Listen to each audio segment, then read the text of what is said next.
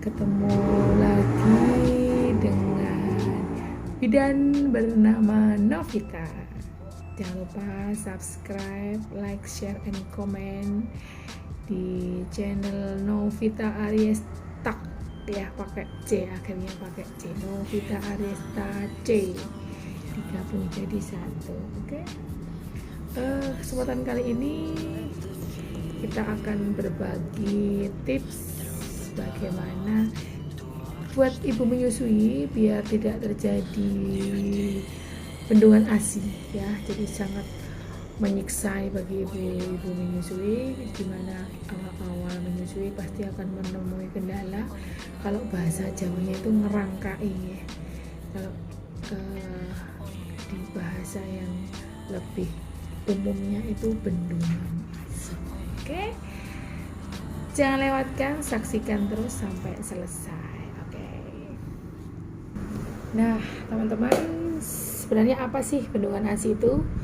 Jadi bendungan ASI itu suatu kondisi di mana jaringan payudara ibu menyusui itu penuh dengan ASI, sedangkan kebutuhan menyusu si bayi masih sedikit, atau mungkin kemampuan si bayi menyusu masih memang belum terampil ya, jadi belum pandai. Itu sangat sering terjadi pada ibu-ibu yang awal-awal menyusui, jadi baru melahirkan kemudian menyusui, anaknya belum pandai menyusu dan mungkin memang kebutuhannya belum banyak, tapi ASI yang diproduksinya sudah banyak. Nah, kemarin kita udah tahu apa itu bendungan ASI. Sekarang kita bahas untuk apa sih yang menyebabkan terjadinya bendungan ASI gitu ya. Jadi bendungan ASI itu disebabkan oleh beberapa istilahnya faktor. Yang pertama bisa karena kita sering melewatkan jam menyusui. Jadi untuk ibu menyusui di awal-awal menyusui itu harus teratur untuk menyusui. Jadi kapan menyusui itu yang tepat, maksimal 2 jam sekali ya. Jadi 2 jam itu maksimal. Kalau kita selama 2 jam itu melewatkan waktu menyusui, itu akan menyebabkan kita terjadi bendungan ASI ya. Itu yang sebab yang pertama. Kemudian sebab yang kedua, seperti di definisi yang sebelumnya, jadi kebutuhan ASI yang masih sedikit. Jadi bayinya kebutuhannya masih kecil tapi produksinya sudah banyak, melimpah ruah, akhirnya terjadilah bendungan ASI. Kemudian yang ketiga, nah ini yang sering terjadi, jadi beberapa ibu itu sering menambahkan susu formula untuk bayinya. Kenapa sih harus pakai susu formula? Jadi banyak ibu yang beralasan anak saya nggak cukup bu minum ASI aja, jadi perlu tambahan formula, dan itu yang sering salah. Jadi formula itu diberikan, nanti pasti anaknya juga malas menyusui, akhirnya ASI-nya produksinya banyak, akhirnya nggak dikeluarkan, nah terjadilah bendungan ASI. Jadi ibu-ibu nih, ibu muda terutama, hindari formula. Jadi perbanyak ASI saja sampai 6 bulan, jangan sampai dilewatkan ya. Kemudian sebab yang selanjutnya yaitu tidak mengosongkan payudara secara berkala. Misalnya nih, anaknya nyusu sudah 15 menit, karena 15 menit kiri ternyata masih terasa penuh, masih ada isinya payudara, itu nggak kita keluarkan. Jadi nanti sedangkan kita makan, nutrisi masuk, bayinya belum mau menyusu lagi, akhirnya terjadilah bendungan ASI juga. Jadi bagaimana caranya setelah menyusui itu, misalnya bayinya sudah tertidur dan tidak mau disusui lagi, harus sebaiknya kita keluarkan, kita kosongkan ASI-nya, diperah, bisa disimpan jadi sebagai ASI perah. Kemudian sebab yang selanjutnya bisa terjadi karena proses menyusui, posisi menyusuinya yang kurang tepat. Jadi perlekatan antara mulut bayi dengan payudara ibu tidak sempurna, akhirnya nyusunya nggak bisa maksimal, bayinya rewel, kemudian ASI-nya nggak bisa keluar maksimal. Nah itulah ibunya pasti akan memberikan susu formula. Nah harus hati-hati ya, jadi jangan sampai diberikan susu formula dan makanan apapun sebelum 6 bulan pertama ya. Itu beberapa yang bisa menyebabkan kita terjadinya bendungan ASI. Nah sekarang lanjut nih gejala-gejala apa yang sering kita temukan pada ibu-ibu yang mengalami bendungan ASI ya.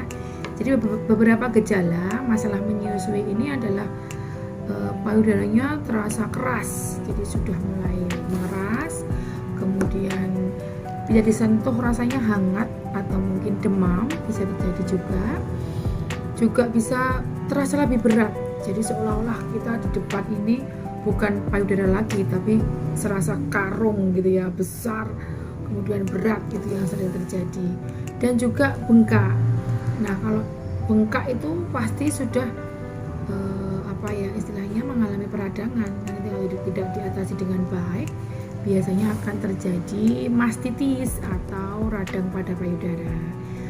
Kemudian juga beberapa kondisi puting ibu juga mungkin akan lebih datar karena payudaranya membesar, akhirnya meregang keras, akhirnya puting yang seharusnya menonjol dia akan mendatar karena memang desaan dari payudaranya ibu yang membesar itu. Tapi juga setiap orang bisa mengalami gejala yang berbeda-beda tentunya ya teman-teman. Jadi beberapa gejala tadi yang harus kita waspadai. Nah teman-teman, ada beberapa cara yang bisa kita lakukan untuk mengatasi bendungan ASI ya, atau payudara yang bengkak tadi. Yang pertama, kita bisa menggunakan kompres air hangat. Jadi kompres air hangat sebelum menyusui, kemudian mandi. Kita juga disarankan, dianjurkan untuk pakai air hangat karena untuk merelaksasi otot-otot kita yang tegang. Kemudian juga bisa menyusui lebih teratur. Jadi bisa juga dengan on demand. Jadi bayinya mau, bayinya nangis, rewel, minta ASI, kita kasihkan ASI. Jadi kalau bahasa Jawanya kita yang katakan ngeksel lah ya, ngeksel itu ngek, bayinya nangis, sesel aja pakai ASI gitu ya. Juga ada beberapa cara lagi yang bisa kita lakukan bila payudara kita bengkak atau terjadi bendungan ASI, yaitu bisa dengan memijat payudara. Jadi pijat payudara atau pijat laktasi. Nah kalau ini bisa nih teman-teman kesini kalau memang mengalami hal-hal seperti itu, jadi bendungan ASI kalau tidak bisa teratasi dengan baik, bisa nih berkunjung ke tempat kita, ke Bidan Novita, untuk kita bantu pijat payudara atau pijat laktasinya ya. Kemudian juga bisa menggunakan kompres dingin. Jadi kita selang-seling aja. Jadi kalau menyusu kita kompres air hangat, setelah selesai menyusui bisa kita kompres air dingin. Jadi air dingin itu fungsinya untuk meredakan nyeri atau mengurangi nyeri ya. Kemudian juga susui anak dengan payudara yang bergantian. Jadi jangan sampai kiri saja karena kanannya kikuk, kita nggak enak, posisinya nggak nyaman, jadi akhirnya kiri aja yang kita berikan. Nah jangan sampai terjadi ya. Jadi harus bergantian payudara kanan dan kiri, minimal 10 menit satu payudara. Kemudian juga tadi karena perlekatan bayi yang kurang tepat, kurang sempurna, jadi bisa kita evaluasi untuk perlekatan saat menyusuinya. Itu juga nanti bisa dikonsultasikan atau tanyakan ke bidan atau dokter yang sesuai pasien masing-masing ya. Kemudian juga tadi kosongkan ASI secara berkala. Jadi kalau memang sudah terasa penuh dan bayinya belum mau nape, kita kosongkan aja, kita perah, jadi sebagai ASI perah ya. Dan bila perlu kalau memang sudah terjadi nyeri, panas, bisa kita minum obat nyeri yang tentunya harus diresepkan oleh dokter atau bidan Anda ya. Jadi kalau ada masalah bengkak, bendungan ASI harus sudah diatasi ya, jangan sampai dibiarkan, karena nanti kalau dibiarkan bisa terjadi mastitis ya, jadi radang payudara. Nah teman-teman, selesai sudah ini tadi seputar bendungan ASI, dari penyebabnya, gejalanya, dan tips-tipsnya cara mengatasi bendungan ASI itu sudah kita sampaikan di bidan namanya Novita. Jadi jangan lupa subscribe, like, share, and comment. Jadi pengen apa lagi kita bahas di bidan namanya Novita. Oke teman-teman, terima kasih. Semoga kita semua sehat. Jadi bila ada pertanyaan atau keluhan bisa ditulis di komen di bawah.